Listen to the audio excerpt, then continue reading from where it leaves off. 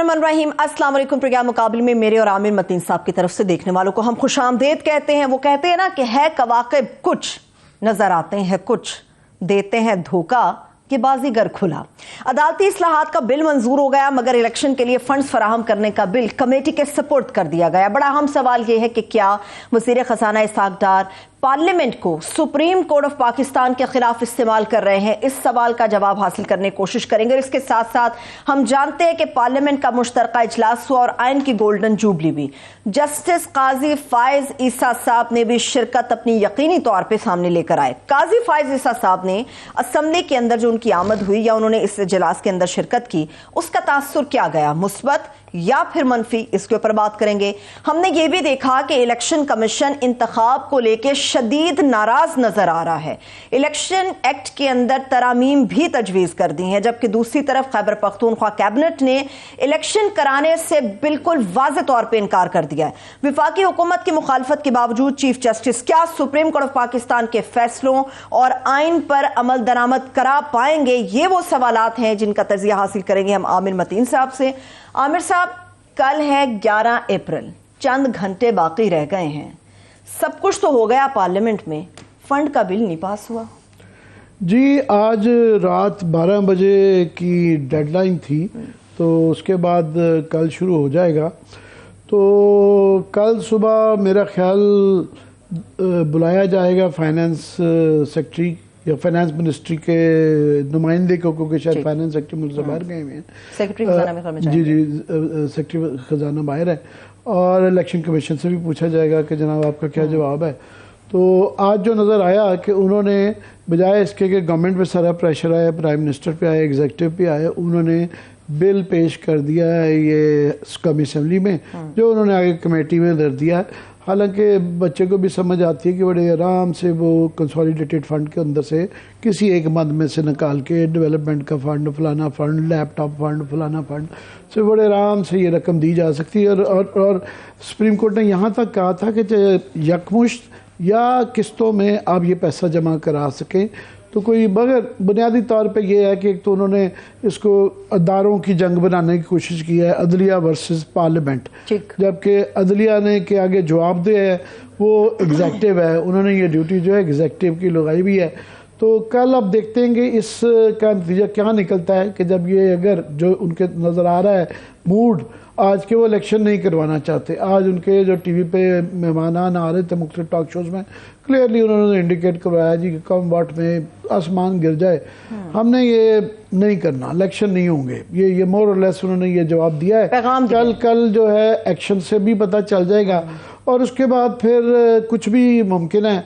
Cabinet को भी सारी को बरतरफ हो सकती है, प्राइम मिनिस्टर भी बरतरफ हो सकते हैं, सिर्फ बरतरफ नहीं हो सकते, नाअहल भी हो सकते हैं। तो ये उन्होंने रिस्क लिया है, शायद वो पता नहीं शहादत करना चाह रहे हैं। और एतजाज साहब ने आज आर्टिकल लिखा है, उसमें तो उन्होंने कहा जी इन्होंने सब ने अपनी छुरियाँ चाकू निकाले हुए हैं, मिल के सुप्रीम कोर्ट पे चढ़ गए हैं। तो उन्होंने मशवरा दिया है चीफ जस्टिस साहब को कि वो भी अपनी तलवार निकाल ले, लहरा दें। अच्छा। कि ये आइन के बका का मसला है और जमहूरियत का और पाकिस्तान का सब कुछ मिला के उन्होंने कहा है।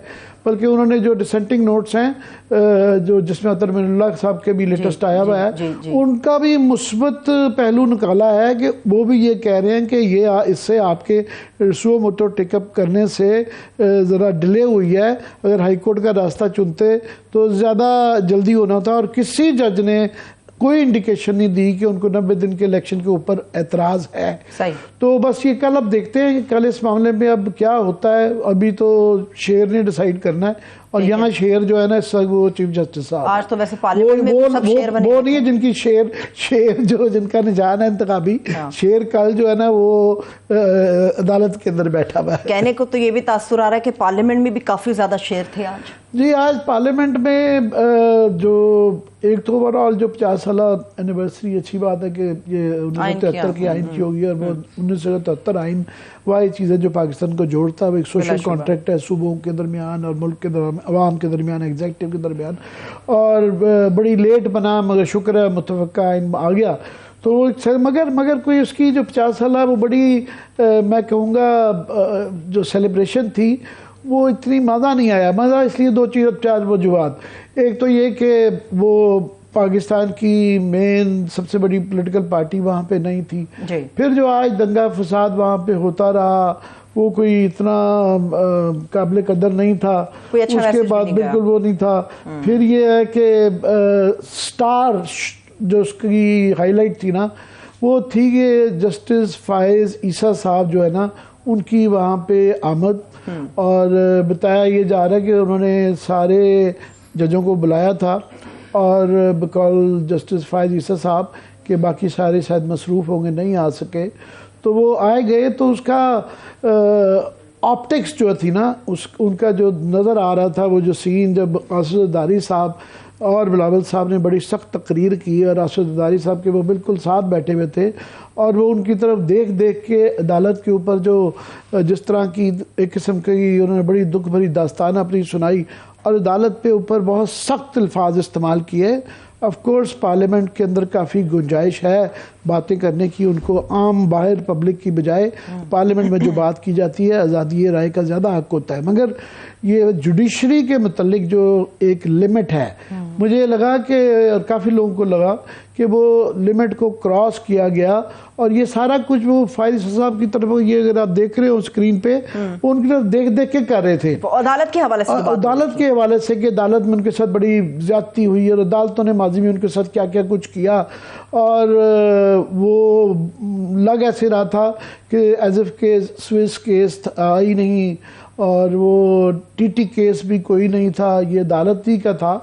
तो एक जस्टिस फायज ईसा साहब के लिए बड़ी मैं समझता हूँ एक ऑकवर्ड सिचुएशन थी और उन्होंने मगर बड़ी उस ऑकवर्ड सिचुएशन में एक मुनासिब तकरीर की जिसमें उन्होंने क्लैरिफिकेशन दी कि जी मुझे ये इम्प्रेशन दिया गया था कि ये कन्वेंशन जो है ये 50 इयर्स की सेलिब्रेशन है और इस पर सियासी तकरीरें नहीं हुई और उन्होंने ये भी क्लैरिफाई कर दिया कि मेरा इनसे कोई मुत्तफिक होना ज़रूरी नहीं है जो तकरीरें की गई, मगर वो जो नज़र आया वो एक ऑकवर्ड सिचुएशन थी कि पूरी कोई अगर हाई कोर्ट के जज को भी बुलाया गया था, सुप्रीम कोर्ट को भी शायद बुलाया गया था, अगर वो सारे नहीं आए तो उन्होंने कोई उसके अंदर कोई उज़र तो पेश किया होगा ना? नहीं उज़र नहीं, कोई उसके अंदर उसके मुतालिक उनकी कोई मंतक होगी जो नहीं आना, तो वो पता नहीं वो उनको फंसाया गया या वो फंस गए, तो वो एक ऑकवर्ड सिचुएशन थी।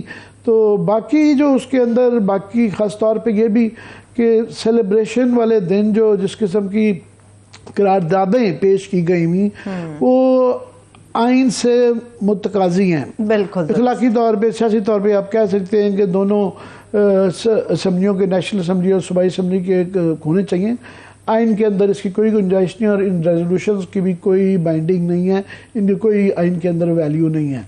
दूसरा ये कि वो जो बिल है जो कि सुप्रीम कोर्ट से ही रिलेटेड है उसके मतलब सो मोतवाज़ खुद नोटिस के मतलब एक बहुत बड़ा तबका वकला का तबका और जो जजेस का तबका और साफ़ियों का तबका मेरे और आप जैसे लोग भी वो ये बिल्कुल मानते हैं कि इसकी इस्लाहत होनी चाहिए और ये इसके पीछे सो मोतवाज़ को नोटिस के पीछे कोई इज्तिमाई तरीका होना चाहिए, मशावरत होनी चाहिए और जिस तरीके से केस लगाए जाते हैं बेंच बनाए जाते हैं ये मुनासिब नहीं है।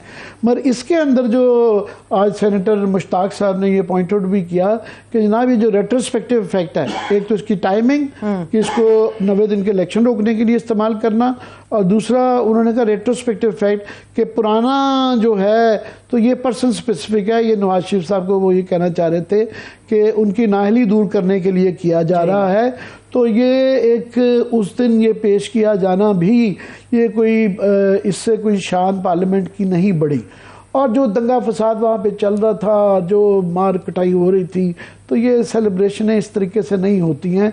बाकी जो है देखते हैं कि आगे क्या जस्टिस साहब के पेश यहाँ पे मौजूद होने का तासुर क्या गया? Simple question. भाई तासुर तो उन्होंने काफ़ी अपनी तकरीर बड़ी मैंने कहा उन्होंने उससे डिस्टेंस करने की कोशिश की, मगर थ्रू आउट वो जो तकरीरें हो रही थी और वो अदलिया के खिलाफ हो रही थी और वो सुन रहे थे इनको, बिलावल की भी वो थी, तो वो अब उसके कुछ जवाब देते तो तब फंसते, ना जवाब देकर भी तो ये एक लेट्स से कि बैड ऑप्टिक्स थी। टीवी पे ये अच्छा नहीं लग रहा था कि आसिफ जरदारी साहब ऑफ ऑल द पीपल वो उनकी तरफ देख देख के अदलिया पे वो कर रहे थे। और हालांकि ऐसा माहौल भी गया है कि चलो ये तो पार्लियामेंट है, पार्लियामेंट के बाहर वो एक मैंने भी ट्वीट की थी कि एक साबिक डिप्टी स्पीकर साहब उन्होंने चीफ जस्टिस का नाम लेके गाली दी जो कि दोहराई भी नहीं जा सकती, दी भी नहीं जा सकती, दिखाई भी नहीं जा सकती, बताई भी नहीं जा सकती। तो ये एक आखिरी लिमिट तक जो ये एक बयानिया बनाया जा रहा है, क्योंकि एस्टेब्लिशमेंट के ख़िलाफ़ तो वो कोई बात कर नहीं सकते, वो वोट को इज्जत दो तो दफन हो चुका। तो अब वो बयानिया एंटी जुडिशरी के हमारे ख़िलाफ़ शुरू से जो नवाज शरीफ की नाअहली से लेके अब तक जो है सारी ज़्यादतियाँ वो हो जाती हैं और हमारे खिलाफ है अदलिया, और अदलिया के खिलाफ पूरा एक महाज उन्होंने खड़ा किया। ये नारा लेके वो अब जाना चाहते हैं अवाम के अंदर। अगर ये इलेक्शन, अब तो इलेक्शन वो नहीं चाहते।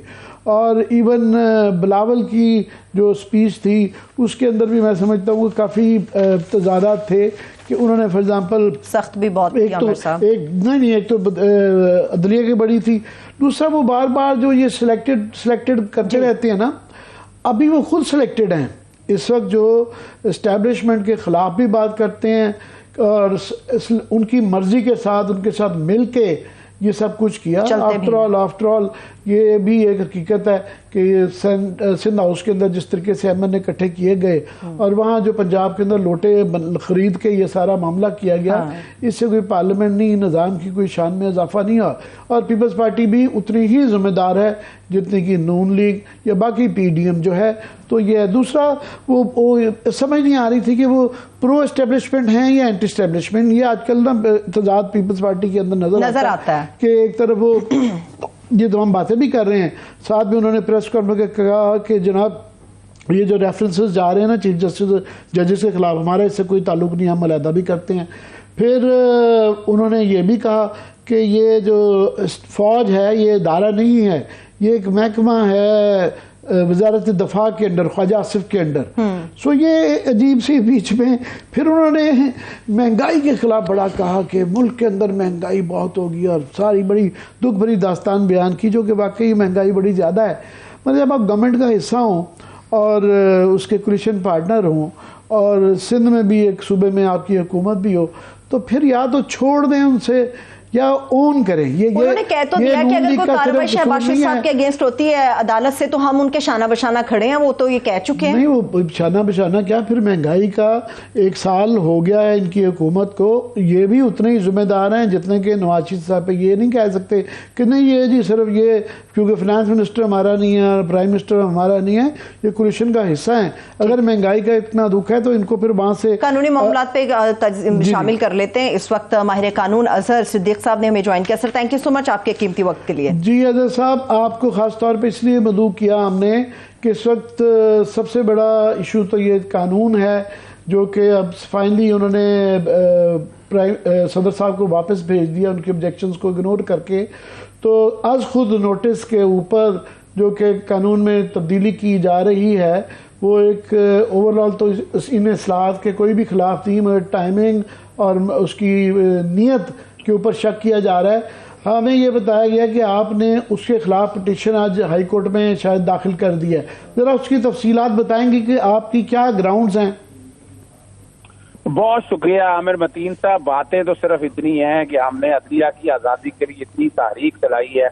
हम अब मार्शल के अगेंस्ट देख लें, LFO देख लें, और उसके बाद इफ्तिखार चौधरी की जो तहरीक हमने चलाई थी ना, उसका मकसद था अदलिया की आज़ादी। लेकिन ये नहीं पता था कि इफ्तिखार चौधरी का एजेंडा कुछ और था। एजेंडा इफ्तिखार चौधरी का 2 एजेंडे थे जो हमें बाद में वाजे हो गए। एक तो उन्होंने जनरल परवेज मुशर्रफ को हटाना था और दूसरा अपनी मर्जी के जजेस भर्ती करनी थी। ये मैं बात कर रहा हूँ 2007 में जब तहरीक आई और 2009 में फिर जजेस भर्ती किए गए। ये रिकॉर्ड की चीजें हैं कि उसके बाद जो जजेस भर्ती किए 105 भर्ती किए, उसके बाद बार बार, अब मैं उनमें नहीं जाना चाहता, मुझे पता है कि कौन कौन से पोलिटिकल जजेस आए और क्या एजेंडा था। और वो एजेंडा क्या था? एजेंडा सिर्फ था कि नवाज शरीफ को उसकी मर्जी की अदलिया देना। ये मैं आज की बात नहीं कर रहा। आज खुद नोटिस पे अगर आ सके कि इसके खिलाफ जो पिटीशन है उसके मैं अल्टीमेटली उसी तरफ आ रहा हूँ कि ये बाकायदा क्या हुआ कि वो ही उनमें से अक्सरियत जजेस जो हैं वो इस पर सुप्रीम कोर्ट में बैठे हुए हैं। अब मामला सारा ये है कि इलेक्शन आगे पीछे नहीं हो रहे, बड़ी कोशिश करके देख ली, आइन का निफाज करना है। अब आइन के निफाज करते हुए देखा गया अब क्या किया जाए, वो फिर डिवाइड एंड रूल की पॉलिसी जो है जो 1997 में की थी, अब उन्होंने यहाँ शुरू कर दी। इन्होंने कहा इसका क्या तरीकाकार किया जाए, इसके लिए फिर पूरे कंस्पिरेसी हैच की गई और ना कोई मौका ना कोई ऐसे हालात, और ये फिर एक कानून साजी का सोचा गया। और ये नॉवेलिटी का आइडिया कोई पता नहीं किसी वक्त कौन से साबिक जज साहिबान, हो सकता है इफ्तिखार चौधरी सारे एजेंडे के पीछे हो, वो वक्त के साथ सामने आएगा। ये कानून बन नहीं सकता क्योंकि इफ्तिखार चौधरी के अपने दौर की एक जजमेंट है, आपको याद होगा, बाज मोहम्मद काकड़, जब मैंने यूसुफ रजा गिलानी को नाहल करवाया था PLD 2012 सुप्रीम कोर्ट 774, तो इन्होंने नया कानून बनाया था कंटेम्प्ट ऑफ कोर्ट एक्ट 2012, और वो एक ही दिन में कानून पास हुआ कौमी असेंबली से, फिर सेनेट से। आसफ अली जरदारी स्पेशल जहाज पे आए और कानून का निफाज किया, वो चैलेंज किया हम लोगों ने, या ये रिकॉर्ड की बातें हैं। तो यहाँ ये दो तरह से बात है। एक तो बात है कि जहां तक रूल्स ऑफ प्रोसीजर है, जैसे 67 सेक्शन 67 के साथ रूल्स ऑफ प्रोसीजर है, और चाहे वो आगे आगे अगली प्रोविजन में आ जाए, नेशनल असेंबली की हैं या गवर्नमेंट चलाने की हैं। आप नाज़रीन के लिए जरा आसान अल्फाज में बता सकें कि आप ये कह रहे हैं कि रूल्स की तब्दीली नहीं की जा सकती, आप ये कहना चाह रहे हैं कि इसके लिए आइन में तब्दीली चाहिए, ये कह रहे हैं आप? देखिए, बुनियादी तौर पर बात मैं यही कहना चाह रहा हूँ कि जो रूल्स बनाने हैं, ये रूल्स उस इदारे ने बनाने हैं। अगर आप उसमें कोई तरमीम चाहते हैं, मिसाल के तौर पर आप अपील लेना चाहते हैं आर्टिकल 184, ये अच्छा आइडिया है। और इसके लिए कल इमरान खान साहब बैठे तो हमने तो कहा कि बाकायदा जो PTI के लोग भी तैयार हैं, आ जाएं इस हवाले से, आप MNS को ले आए अपना, और 2/3 सीट से बना दें, अपील का राइट दे दें आप। यानी पहले असेंबली में बैठकर आएंगे, आप एक सबॉर्डिनेट लेजिस्लेशन से अपील का राइट नहीं दे सकते हैं। 3 इश्यूज हैं बड़े, एक तो अपील की ये बात मैंने बता दी है आपको, 184(3) में अपील दे दें। वो जो लेजिस्लेचर, वो जो कॉन्स्टिट्यूशन बनाने वाले बड़े बड़े स्टॉलवर्ड थे, उनको नहीं पता था कि 184(3) में बराए इख्तियार दे रहे, इसको अपील भी देनी है। इसके लिए उन्होंने नजरसानी दी आर्टिकल 188 के तहत, ये आज भी प्रोवाइडेड है। यानी ये नहीं है, ये जो अपील ये लेना चाह रहे हैं, ये अपील नहीं दी जा सकती, इस अपील के लिए आइन में तरमीम होगी। फिर दूसरा जो बड़ा इशू है वो चीफ जस्टिस आज खुद नोटिस देने का तो मसला ही कोई नहीं है। आज खुद नोटिस लेने के बाद बेंच ने हेयर करना है, और वो चीफ जस्टिस का इस्तेहकाक है। ये आप कितना ये, क्योंकि टाइमिंग बड़ी इंपॉर्टेंट है कि इसके पीछे सोच जो नजर आती है वो ये है कि ये अगर कानून जब पास हो जाएगा तो ये इलेक्शन का प्रोसेस उसके ज़रिए के जी सुओ मोटो के ज़रिए हो ही नहीं सकता था, तो कुछ लोगों का ये ख्याल है। हालांकि ज़्यादातर किसी जज ने भी जो डिसेंटिंग नोट भी दिए हैं, उन्होंने 90 दिन के इलेक्शन की मुखालफत नहीं की है, मगर यहाँ पे इसके पीछे एक सोच नज़र आती है रोकना। तो ये कितने दिन में आपके ख्याल में पिटीशन का फैसला हो जाएगा? दूसरा, डायरेक्टली भी तो सुप्रीम कोर्ट के रूल्स के मुतल्लिक कोई पिटीशन फाइल कर सकता है सुप्रीम कोर्ट में? देखिए, सुप्रीम कोर्ट की पिटीशन भी हमने तैयार कर ली और इंशाल्लाह बुध वाले दिन हम सेपरेटली फाइल कर रहे हैं। लाहौर हाई कोर्ट ने हमने इसलिए फाइल की है कि एतराज लगा जाता है कि आप पहले मुतल्लिका कोर्टों में नहीं गए, आप हाई कोर्ट में नहीं गए। हाई कोर्ट में हम जा चुके हैं इस वक्त, और हाई कोर्ट में देखिए 4 पॉइंट, मैंने 2 पॉइंट आपके सामने रख दिए हैं। तीसरा पॉइंट हमने ये रख दिया कि बेंच बनाने का इख्तियार चीफ जस्टिस के पास है, और इस वक्त जो फुल कोर्ट बनाने का ड्रामा लगा रहे थे, 8 जजेस मुख्तलिफ हालात में इस बारे में वाज़े तौर पर फैसला दे बैठे हैं कि चीफ जस्टिस का इस्तेहकाक और चीफ जस्टिस ही कर सकते हैं, और कोई इस मामले में बेंच बनाने का इख्तियार नहीं ले सकता। इस वक्त अभी देखिए कर क्या रहे हैं ये, चूंकि अब आर्टिकल 75 के तहत पार्लियामेंट मुश्तरका ने पास कर लिया, तो सदर के पास आज भी 10 दिन है, तो 20 तारीख तक ये इंतजार कर रहे हैं। उससे पहले क्या कर रहे हैं, पैसे नहीं देने, यानी secretary finance contempt of court की प्रोसीडिंग आ रही खड़ी है, उसके खिलाफ अपना जो सेक्रेटरी डिफेंस है वो पैरा मिलिट्री फोर्सेज या रिजर्व को अपना फोर्स के हवाले से देना है, और इलेक्शन कमीशन भी इतराज। अब हैरान रह जाएं कि इलेक्शन कमीशन भी टीम के तौर पर किरदार अदा कर रहा है। सब सारे लोग इस मामले में लगे हुए हैं कि किसी ना किसी तरह से इलेक्शन आगे ना हो सके। ये इलेक्शन कमीशन से ये याद आया कि आज उन्होंने सेनेट में और कौमी असम्बली में एक ख़त लिखा है कि आप आर्टिकल 57-58 जो कि इख्तियारात देता है इलेक्शन शेड्यूल अनाउंस करने का इलेक्शन कमीशन को, उन्होंने ये इस्तदा की है कि सदर का इसमें कोई इख्तियार नहीं है हमें रोकने का। और इवन उन्होंने सुप्रीम कोर्ट के जो दोनों फैसले हैं 1 मार्च का और 5 अप्रैल का, जिसमें उन्होंने, क्योंकि इन्होंने 8 अक्टूबर की दे दी थी तो इसलिए 58 को यूज़ करके तो उन्होंने खुद ही फिर शेड्यूल दे दिया है, और गालिबन शायद उसके पीछे ये सोचती कि ये 58 के ज़रिए ज़्यादा तब्दील ना करें। अब उसके अंदर तब्दीली ये के लिए जो आज इन्होंने बिल पेश किया है उसके बारे में क्या कहेंगे आप? देखिए, पहली तो बात है इलेक्शन कमीशन का ये इख्तियार ही नहीं। इलेक्शन कमीशन का काम सिर्फ इलेक्शन कराना है, तारीख कब देनी है ये उसका इख्तियार है ही नहीं। ये आइन ने आर्टिकल 112 में सूबों की हद तक, 58 में सदर पाकिस्तान की हद तक, यानी ये कॉन्स्टिट्यूशनल राइट है। और ये सबसे पहला काम उन्होंने पोल डेट देनी है, फिर निगरान सेटअप आना है। तो इलेक्शन कमीशन तो अपने इख्तियार से तजावुज कर रही है ना। यानी इलेक्शन कमीशन क्या रही है कि मैं पार्लियामेंट के रोल भी ले लूं, मैं आइन के अंदर जो रोल कॉन्स्टिट्यूशनल ऑफिस के दिए हैं, इलेक्शन कमीशन का काम सिर्फ साफ शफाफ इलेक्शन कराना है। उसका काम इस वक्त वो हुकूमत भी कर रही है।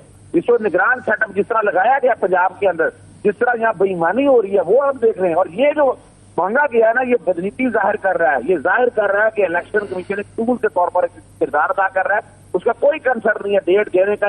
ये सारी बातें जो थी कि अगर 8 अक्टूबर के कोई वजूहत दे पाते तो 8 अक्टूबर की डेट आनी थी ना कोई वजूहत दे पाए, ना पैसों के हवाले से सेक्रेटरी फाइनेंस का जिम्मे डाला गया, सेक्रेटरी डिफेंस के हवाले से कहा कि आपको पैरामिलिट्री फोर्सेज चाहिए। उसके अलावा ऐसे करना क्या है?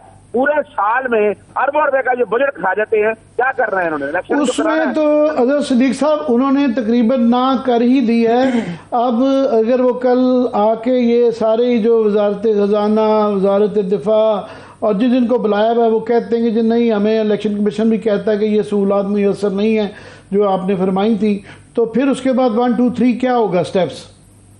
देखिए, सबसे पहली तो बात है सुप्रीम कोर्ट के अहकामात पर अमल दरामद करना जो है आर्टिकल 190 220 से ज्यादा स्ट्रॉन्ग है। Everybody has to act. इसीलिए सुप्रीम कोर्ट को ये मामला नजर आ रहे थे, इलेक्शन कमीशन पे शेड्यूल नहीं था, उस पर शेड्यूल पे फिर इलेक्शन कमीशन ने जो सुप्रीम कोर्ट ने डेटे तजवीज की वो मान ली गई। अब 200 अब एक 190 का इख्तियार मौजूद है। सुप्रीम कोर्ट बड़ी वाज़ेह तौर पर एग्जीक्यूटर के तौर पर कहेगी, कंटेम्प्ट की पावर्स मौजूद है। अदालत ने कंटेम्प्ट में नोटिस जारी करके, और ये समरी ट्रायल, इसमें जो बात है और कोई नहीं है भाई, आपको सीधी बात की पैसे देने हैं, आप कौन होते हैं पैसे रोकने वाले? आपका क्या इख्तियार है?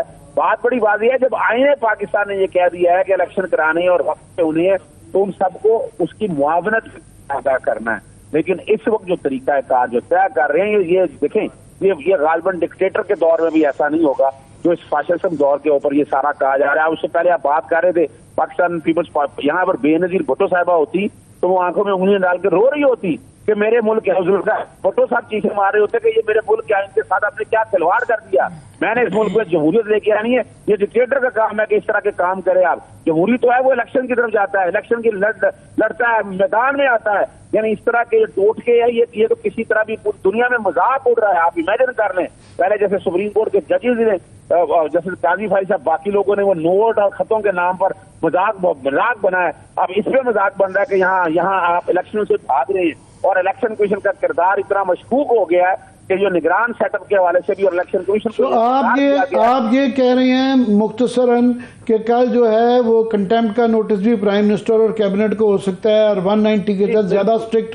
वो कहेंगे कि तमाम जो वफाकी या सूबाई तमाम पाकिस्तान के इदारे इसको एक और नोटिस देंगे, फिर कंटेम्प्ट करेंगे या सीधा कंटेम्प्ट में बुला लेंगे?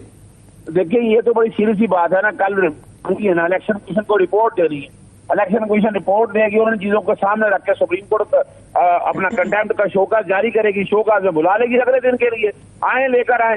और मिसाल के तौर पर कहते हैं सेक्रेटरी फाइनेंस नहीं है, कोई सेक्रेटरी फाइनेंस जाने से एडिशनल सेक्रेटरी यहाँ पड़े हुए हैं, यहाँ और कई लोग हैं। स्टेट बैंक के पास पैसा पड़ा हुआ है, तो पैसा नहीं था, पैसा भी कितनी परसेंटेज है? यानी आपने 90 अरब रुपया आटे वो आप अपना सस्ते आटे में झोंक दिया और आपने पकड़ के लोगों को बेकारी बना दिया। फिर आपने लैपटॉप की स्कीम में 10 अरब रुपया झोंक दिया। फिर आपने 50 ये सारा मैं जिक्र क्यों पहले कर चुका हूं। मैं चाह रहा हूं आपकी मौजूदगी का फायदा उठाते लीगल क्वेश्चंस पे ले आऊं कि एक जो है प्राइवेट रेफरेंस भी जो है फाइल हो गया है चीफ जस्टिस साहब पे, जस्टिस मुनीब अख्तर पे, जस्टिस जाजुल हसन पे। और वैसे तो फैसलों के खिलाफ वो नहीं हो सकता, उन्होंने मिसकॉन्डक्ट पे किया है। और उसमें पुलिस अफसर गुलाम मोहम्मद डोगर के हवाले से केस को ना उन्होंने मिसाल बना के मंग अदर थिंग्स जो है ना ये किया। अब ये जब क्योंकि चीफ जस्टिस के ऊपर अगेंस्ट ये कॉन्डक्ट पे है, तो क्या अब ये बाकी वो जो 5 के अगर चीफ जस्टिस पे हो तो ये फिर जो बाकी बेंच बनेगा ये 2 सीनियर हजरात और बाकी 2 चीफ जस्टिस सूबे से ला के ये उस तरह बेंच बनेगा? क्या होगा इसका? देखिए, मैं पहले तो बता दूं कि इस तरह की ये शिकायत, झूठी शिकायत, यानी पहली तो बात है कि अगर आपने कोई फैसला किया हो तो फैसले की बुनियाद पे मिसकंडक्ट होता नहीं है, ना ही कोई रेफरेंस बन सकता है। तो ये चूंकि एक प्राइवेट एप्लीकेशन है, तो कोई पहले मुझे याद पड़ता है इस तरह की नज़ीर है कि चीफ जस्टिस साहब किसी जज को, शायद अजमत शेख साहब को एक दफ़ा इस तरह का कुछ आई थी शिकायत प्राइवेट उसकी तरफ से, तो उनको दिया गया था कि जनाब ये चेक करें इसमें वज़न है या नहीं है। तो ज़रूरी नहीं है कि ये सुप्रीम जुडिशल काउंसिल के पास जाए। नहीं, पहले तो मैं बताता चलूं, अभी तो आर्टिकल 209 के बाद सुप्रीम जुडिशल काउंसिल के रेगुलेशन है 2005 के, अभी उसी के पैरामीटर के ऊपर तो ये बनती नहीं है। जितनी भी ये जांच लगाई गई है, अगर देखा जाए इनमें से मैंने नहीं तो डिटरमिन कौन करेगा, क्योंकि अक्यूज चीफ जस्टिस है ना कि ये बनती नहीं है। सर ना वजह ये है कि अक्यूज का तो इशू ही नहीं है यहाँ पर। इस वक्त तो इशू बड़ा सीधा से है, क्या कोई सब्सटेंशियल है, रूल्स के मुताबिक ही अगर देख लें इनमें से कोई एक भी कंप्लेंट जो है मेंटेनेबल नहीं है। रेफरेंस की शक्ल में जब कोई चीज बनेगी, जब मिसकंडक्ट में जाएगा, प्रिलिमिनरी इंक्वायरी होगी, ये तो उसकी बात है ना कि अगर सुप्रीम जुडिशल काउंसिल इसको टेकअप करती है तो टेकअप करने के बाद इस मैटर को देखना है। तो अभी तो टेकअप के लिए इंग्रेडिएंट ही ऐसे नहीं है, उसके बाद बैठ के फैसला किया जाएगा। और अभी तक चीफ जस्टिस के अगेंस्ट तो वैसे ही रेफरेंस नहीं आ सकता, और जितने रेफरेंस फाइल किए हैं वो सारे के सारे फ्रिवलेस हैं, उनका कोई हकायक से ताल्लुक नहीं है, कोई एक साबित नहीं कर सका कि जिसके अंदर यह हो कि आपने को मिसकंडक्ट किया है। तब जैसे मैंने बताया, जैसे काजी भाई साहब का देखे तो उनकी हवाले से प्रॉपर्टी का मनी ट्रेल आज भी नहीं है। वो केस देख लें, उदाबिया देख लें, और अपना पनामा देख लें, वो एक लाइन ये आपका ओपिनियन है। हम जरा मोहतात होते हैं जिसके मतलब बात करने में, मगर ये यहाँ पे क्योंकि नज़र आता है कि एक तकसीम है सुप्रीम कोर्ट के अंदर, जजेस के अंदर नज़र आती है, तो मफरूज़ा ये है कि शायद जो डिसेंट किया है जिन्होंने, वो इस हद तक जाएंगे कि 4 माह रिटायरमेंट से पहले अताब बंदयाल साहब को जो है वो फारिग कर देंगे। तो ये एक मफरूज़ा है। ये देखिए, एक बात बताऊं आपको, ये मफरूज़े तो इस तरह की हजार ख्वाहिशें ऐसी कि हर ख्वाहिश पे दम निकले, बहुत निकले, अरमा पर दम निकले। ये मफरूज़े, ये ख्वाहिशात हैं, और इस ख्वाहिशा से आप क्या इदारे को, यानी इस वक्त 13 सियासी जमातों ने हर इदारे का सत्यानाश कर दिया है। और आज जो जस्टिस काजी फाइज साहब को पार्लियामेंट में बिठाकर उन्होंने वहां बिठा दिया है, ये भी मिसकंडक्ट से जिम्मे मैं समझता हूँ, और ये भी नहीं होना चाहिए। ये कैसी रवायत, यानी वो पार्लियामेंट जो अंदर बैठ के अपने हमारे जजेस की तो बेतौकीरी कर रही है, कंटेम्प्ट कर रही है, आप जाकर उनमें बैठे हुए क्या मिसाल दे रही हैं? आपने तो तकसीम की मिसाल आज दे दी है, और ये जिस तरह का ये तरीका कार अपनाया गया, और अब तो सियासी छाप लग चुकी है, अब तो कुछ नहीं कह सकते आप। अब तो इससे बड़ी और क्या सियासी छाप होगी कि आप अलाइन हो गए हैं। और मरियम सफदर वगैरह जो सारे कह रहे हैं कि जो हमारा बयानिया है वो जनाब इस जजमेंट में दे दिया है, जस्टिस काजी फाइज साहब वगैरह या जस्टिस सैयद मंसूर अली शाह ने या जस्टिस जमाल मुंतखिल ने दी है, तो ये तो बड़ा अलार्मिंग पोजीशन है। और ये देखिए, और 90 दिन के अंदर वाली सिंपल सी बात को अगर आप उठाकर देख लें, ये सिंगल जज ने फैसला किया था, जस्टिस जवाद अजहर, और 10 फरवरी का फैसला है, और वो फैसला आज भी मौजूद है। हम लोगों ने फैसला वो लिया था। अब भी अगर आईने पाकिस्तान पे निफाज करने के लिए कुछ सीरियस नहीं है तो फिर अल्लाह ही हाफ़िज़ है, फिर जो इदारों का हाल होगा फिर उसका नुकसान जो भुगतेगी पूरी कौम भुगतेगी। सही है, ठीक है। अभी अज़हर सदीक साहब हमारे साथ ही मौजूद रहेंगे, मुझे एक ब्रेक की तरफ जाना है। ब्रेक से वापस आके कुछ और भी कानूनी और आईनी मामला है जिनके ऊपर बात होगी, हमारे साथ रहिए।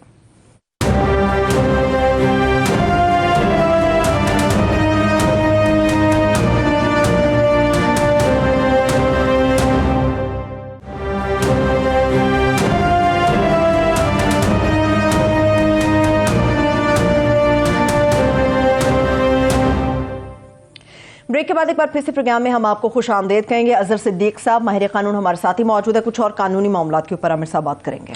जी अज़हर साहब, मैं आपसे ज़रा एजुकेशन हासिल करना चाहता हूँ कि ये बहुत ज़्यादा आर्गूमेंट रहा डिसेंटिंग नोट्स के अंदर कि जी जब हाई कोर्ट के अंदर ये फैसले चल रहे थे तो सुप्रीम कोर्ट ने सुओ मोटो क्यों लिया। उनको तो छोड़ें, वो तो जज हज़रात हैं, ज़ाहिर है उनकी बहुत ज़्यादा इस चीज़ पे वाकफियत है, मगर यहाँ नून लीग की तरफ से बड़ा एतराज़ किया गया। और मुझे याद पड़ता है कि जब नवाज शरीफ साहब को 93 के अंदर फारिग किया गया था तो उस वक्त भी हाई कोर्ट में केस चल रहा था, जबकि सुप्रीम कोर्ट ने वहाँ पे सुओ मोटो लिया था। ये मुझे मेरी याददाश्त की कमी है, गलत है, या मैं दुरुस्त कह रहा हूँ? 1973 का जो आइन है, जब 184(3) बनाया गया तो ये सारी चीजें सारी सामने में थी कि अपील में कौन से आना है, जब सिविल कोर्टों के मैटर होंगे वो 184(3) में नहीं आने, ये पब्लिक इंटरेस्ट के मामला आने हैं। और खास तौर पर जो अपना एनफोर्समेंट ऑफ फंडामेंटल राइट से रिलेट करेंगे। अब यहाँ एनफोर्समेंट ऑफ फंडामेंटल राइट्स का क्या ताल्लुक है कि एक सूबे के लोगों का अपना आप उनका जो इलेक्शन लड़ने का राइट है वो छीन रहे हैं उनसे, और वो 90 दिन के टारगेट से आगे जा नहीं सकता। आईने पाकिस्तान 1973 ने फराहम किया है। तो अगर अब आप थोड़ी सी बात अगर पीछे चले जाएं, आज अगर आप चले जाएं 2 अप्रैल में चले जाएं 2022 में, उस वक्त वोट ऑफ नो कॉन्फिडेंस आया था, उस वक्त भी आपको नोटिस लिया था, उस वक्त शोरे क्यों नहीं डाला इन्होंने? उस वक्त भी लेने चाहिए था, उसको नोटिस ना लेते ना, और उसको नोटिस में बैठ के और फुल कोर्ट बनाने की बातें उस वक्त बनाते ही है, लेकिन रिकॉर्ड की बातें हैं, थोड़ा कड़वा थोड़ा आप तो थू की बातें हो रही हैं यहाँ पर अच्छा नहीं है। बातें वो करें आप कि क्या 90 दिन की जो कॉन्स्टिट्यूशन लिमिट है वो किसने देखनी है? हाई कोर्ट में इस वक्त कोई मामला जेर इल्तवा नहीं है। हाई कोर्ट 90 दिन का कह चुकी है, सदर पाकिस्तान ने तारीख दे दी, और 2 फैसलों के अंदर एक फैसला 1 मार्च का आया, दूसरा फैसला आया 4 अप्रैल का, जिसमें 90 दिन का इलेक्शन का कहा गया। और क्या ये ऐसा नहीं था कि सुप्रीम कोर्ट अगर हाई कोर्ट को कह देती कि वो जल्दी फैसला करे इस चीज के ऊपर, और ताकि ये इशू ही ना सुओ मोटो का बनता? अच्छा, बड़ा अच्छा सवाल ले लिया तारक मतीन साहब, जो कि मैं पहले दिन से हूं सारे मामले। तारक मतीन साहब मेरे दोस्त हैं, रिश्तेदार नहीं है। मुख्तलिफ खत लिखे गए, उसके बाद जनवरी के आखिरी हफ्ते में पिटीशन आ गई, 4 हेयरिंग हुई, और आखिरी हेयरिंग 10 फरवरी को ही लाहौर हाई कोर्ट में इलेक्शन कमीशन को कहा गया कि आप गवर्नर की मुशावरे से डेट दे दें। गवर्नर कह रहा है कि मैंने डेट नहीं देनी है, कि मेरे असेंबली तहलील नहीं की। इलेक्शन कमीशन कहा है कि मेरे पास इख्तियार नहीं है। तो हाई कोर्ट ने फिर इनको कहा और 90 दिन की लिमिट दी। ये इसमें अमल दरामदा हुआ, तो तौहीन अदालत की दरखास्त दायर की गई, नहीं अमल हो रहा था, नोटिस हो गया। सेक्शन 57 की दरखास्त मैंने एक इंडिपेंडेंट दायर की, मैं क्लियर करता चलूं, सेक्शन 57 की दरखास्त दायर की कि सदर डेट दे, और उसके ऊपर बाकायदा 20 फरवरी को नोटिस हुआ। तो 20 फरवरी को सदर पाकिस्तान ने इलेक्शन की डिपोल्ड डेट दे दी। मैं फिर बताता चलूं, इंट्रा कोर्ट अपील फाइल हुई 16 तारीख को, इलेक्शन कमीशन डिले कर रहा है, गवर्नर डिले कर रहा है, 22 तारीख लगी, मैं खुद पेश हुआ, वो मैंने कहा जी डे टू डे हेयरिंग करे, वो ना हेयरिंग करी, मामला चला गया 29-27 के लिए।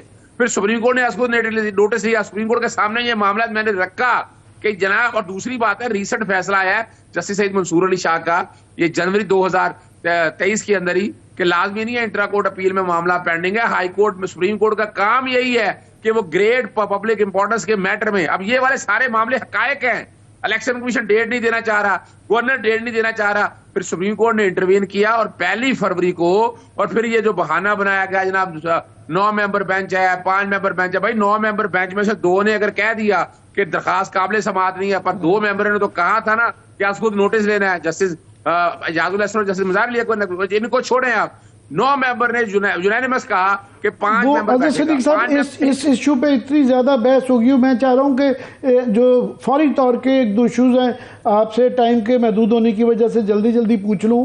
एक तो ये कि क्लियरली नज़र आ रहा है गवर्नमेंट का मूड के जो कुछ हो जाए, उन्होंने ये इलेक्शन नहीं होने देना।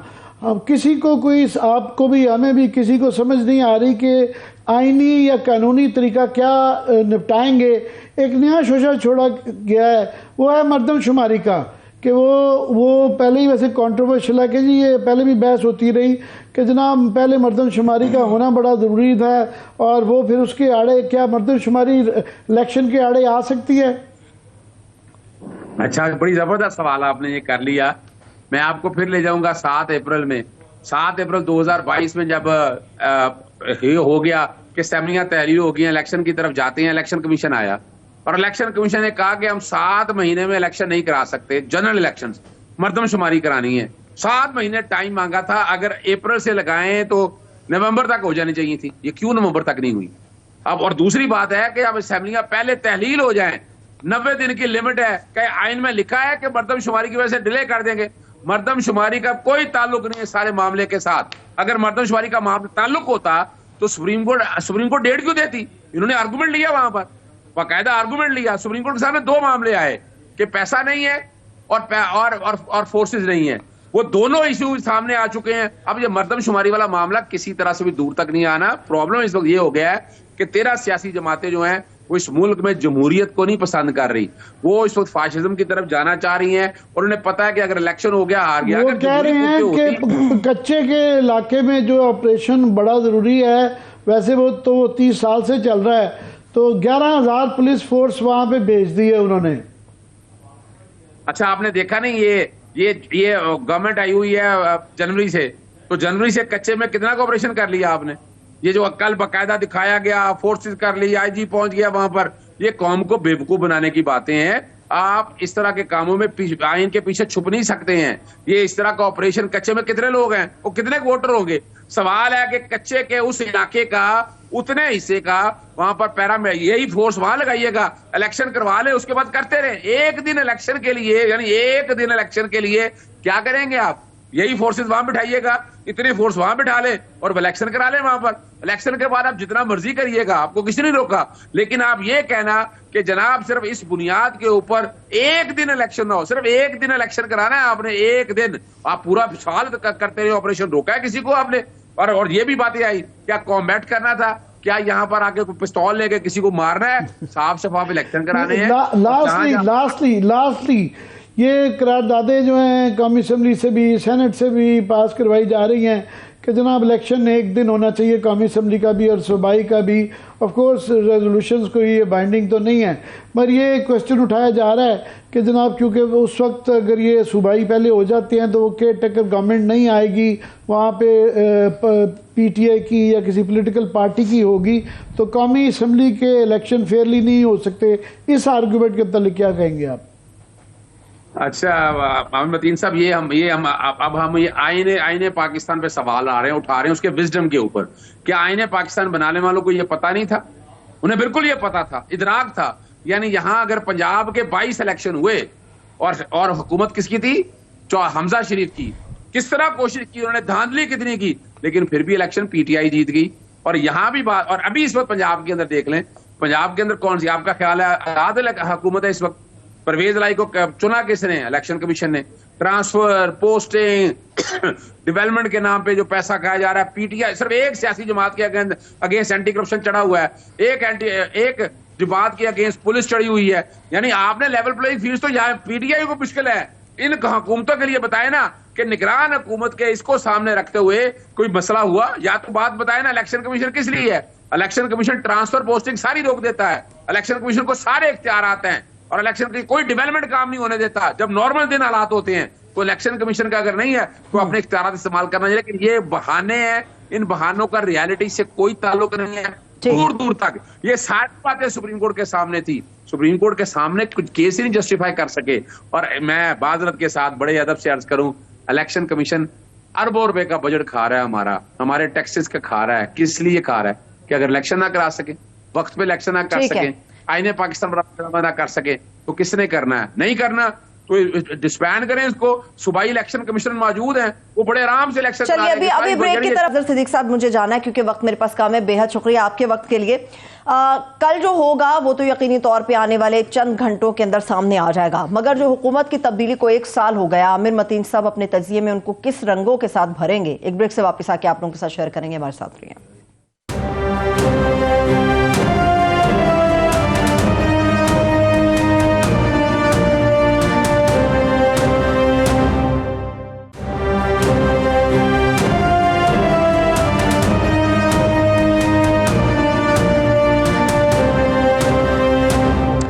ब्रेक के बाद एक बार फिर से प्रोग्राम में हम आपको खुशामदीद कहेंगे। 1 साल को ओवरऑल जिस तरह से देखते हैं आमिर साहब, महंगाई की तो जो सूरत हाल है वो तो सबके सामने है, मगर कुछ चीज़ें जो अवाम देखती है या बज़ाहिर नज़र आ रहा है। पहली बात तो ये है कि मखलूत हुकूमत की पॉलिसियाँ थी, मगर इमरान खान साहब के लिए मकबूलियत का वो बाइस बनती चली गई। इक़्तिदार में इस वक्त मखलूत हुकूमत है, नून लीग है, मगर मुस्लिम लीग नून ने ही इसका सबसे ज़्यादा नुकसान उठाया है। होम ग्राउंड इसका पंजाब है नून लीग का, तख्ते लाहौर की जंग है पूरी, और इस तख्ते लाहौर के लिए इलेक्शन से खौफजदा भी नून लीग नजर आती है। कप्तान साहब की जितनी भी मुजामती सियासत हमें नजर आती थी, कहने में कोई शुबा नहीं है, उनकी गलतियों का तमाम तरका अजाला कर गई, और बज़ाहिर ये लगता है कि मुजाहमती वोट बैंक अब तमाम का तमाम मुस्लिम लीग नून के हाथ से बिल्कुल निकल चुका है। आपने मुख्तसरन जो पहला फैक्टर कहा ना कि महंगाई, वो क्योंकि तमाम चैनल्स पे आज वो तो मुआवजा कर रहे थे कि पिछले साल के फिगर्स ये थे, आपके ये हैं, तो सबसे बड़ा फैक्टर तो महंगाई है। इलेक्शन के अंदर आज का दिन का ये चंद महीनों से सिलसिला जारी है, बहुत ज़्यादा तो महंगाई सबसे बड़ा फैक्टर है जो कि ये इनको खा जाएगी। इमरान खान से ज़्यादा ये इमरान की फतह नहीं है, ये इनकी शिकस्त है, ये इनकी शिकस्त ज़्यादा है। क्योंकि आप देखें सिर्फ 1 साल पहले जब ये ताकत में नहीं थे, इमरान खान का ग्राफ नीचे जा रहा था। हालांकि उन्होंने ग्रोथ रेट 6% का ले लिया था और अभी तो मुआवजा किया जाए तो $182 पे था, 100 रुपया बढ़ गया है। इस तरह ही पेट्रोल की कीमत, गैस की कीमत, सारी ये फैक्टर्स थे। मगर इनके लेने और इन्होंने इनका ये जो आर्ग्यूमेंट है ना, 2-3 आर्ग्यूमेंट सेल नहीं हो रहे, बिक नहीं रहे, इसीलिए भाग रहे हैं इलेक्शन से। कि एक तो ये कहना इनका कि हमने मुल्क को बचाने के लिए सियासत कुर्बान करवा दी, बिल्कुल भी नहीं, ये नहीं बिक पा रहा, ये बयानिया नहीं चल रहा। कि नज़र आ रहा है कि ये इन्होंने मुल्क का मज़ीद सत्यानाश किया किसी फ्रंट पे भी आप देख लें। और ख़ुद ही ये जो इलेक्शन रुकवाने के लिए अपनी पिक्चर पेंट कर रहे हैं कि लॉ एंड ऑर्डर की भी सिचुएशन है, वो पैसे भी नहीं है, दिवालियापन है, खुद ही वो पिक्चर पेश करके साथ में क्रेडिट भी ले रहे हैं कि मुल्क को बचाया कहाँ भाई। आपके अपने जो फिगर्स आप आर्गूमेंट्स दे रहे हैं तो एक चीज़ पे खड़े हो, या तो कहेंगे जी हमने बचा लिया, या ये ना बताएं। तो वो एक तो वो है। दूसरा ये जो मज़ाहमती वोट था, ये मरियम बीबी की ख़ास तौर पे जो सियासत चमकी थी, वो वोट को इज़्ज़त दो का नारा बड़ा वो पॉपुलर था और मुल्क एंटी इस्टेब्लिशमेंट वोट, मज़ाहमती वोट जो है वो इनके साथ बेताशा खड़ा हो गया था। और इमरान खान, मगर इनके लेने की वजह क्या थी, बड़ा क्लियर था कि अपनी जो है मुकदमात ख़त्म करना, नवाज शरीफ को वापस लाना, नाअहली दूर करवाना और जो है उसके बाद जायदादें वापस असासे लेना। तो ये जो 2 बिल हैं, दोनों बड़े बिल जो कि इस वक्त सबसे ज़्यादा कंट्रोवर्शियल हुए हैं, एक नैब की तरमीम के हवाले से बिल है, वो भी पर्सन स्पेसिफिक है, नज़र आ रहा है कि इन्हीं को बेनिफिट करता है। और अब ये जो बिल है सुओ मोटो का, इसके अंदर सुओ मोटो का तो चलो बहुत सभी को एग्री है, उसमें जो ये तरमीम की गई है कि जनाब ये रेट्रोस्पेक्टिव इफेक्ट 1 महीने का है कि जो माजी के अंदर सुओ मोटो के असगुद नोटिस के इख्तियारात के अंदर गलत इस्तेमाल किया गया, वो बिल्कुल उसके ऊपर भी गौर किया जाना चाहिए। और आज तारड़ साहब ने शायद एक मसाल बिल्कुल ठीक है, वाकई ये बेताशा गलत इस्तेमाल हुआ। ये हम भी कहते रहे कि for example Justice Saqib Nisar ने जो नस्ला टावर गिरा दिया और यहाँ जो क्या नाम है कॉन्स्टिट्यूशन 1 की जो बिल्डिंग है उनको सिर्फ जुर्माना दे दिया। उल्टा बात है कि उन्होंने जुर्माना भी नहीं दिया, वो भी जेल के खाने में से छपकली निकल आई था, उसका भी आज खुद नोटिस हो गया। वो तो शराब की बोतलों पे निकल आया था, वो इस गलत इस्तेमाल था। मगर रेट्रोस्पेक्टिव इफेक्ट डालने से वो बदनीति का वो इनका निकला है, तो इनका ये कोई भी ना इस वक्त बयानिया चल नहीं रहा। इसीलिए इलेक्शन से भाग रहे हैं कि वो कह रहे हैं किसी ना किसी तरीके से हमें शहीद कर दो। वो रोज़ इस तरह गालियाँ नाम लेके चीफ जस्टिस का जलसों के अंदर गालियाँ दी जा रही हैं, वो प्रोवोक कर रहे हैं कि हमें जो है किस तरीके से आप निकाल दें।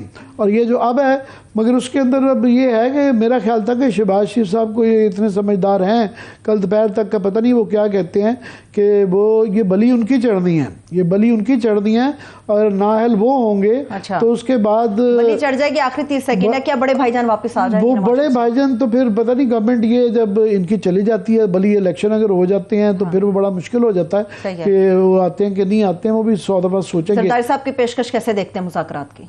मुज़ाकरात तो उन्होंने क्या आखिर में ये कहा कि है ये प्राइम मिनिस्टर क्योंकि तो इसलिए उन्हीं को उनके वापस आना था। और इमरान खान के लिए जब तक ये क्लियरली ना कहेंगे जी बिल्कुल हम नेशनल असम्बली को हम डिसॉल्व करते हैं, तो उसके बगैर जो है वो बातचीत वो कह चुके हैं। चलिए वक्त खत्म हो गया। बेहद शुक्रिया आमिर साहब, देखने वालों का शुक्रिया, इजाज़त दीजिए, ख्याल रखिए, खुदा हाफिज़।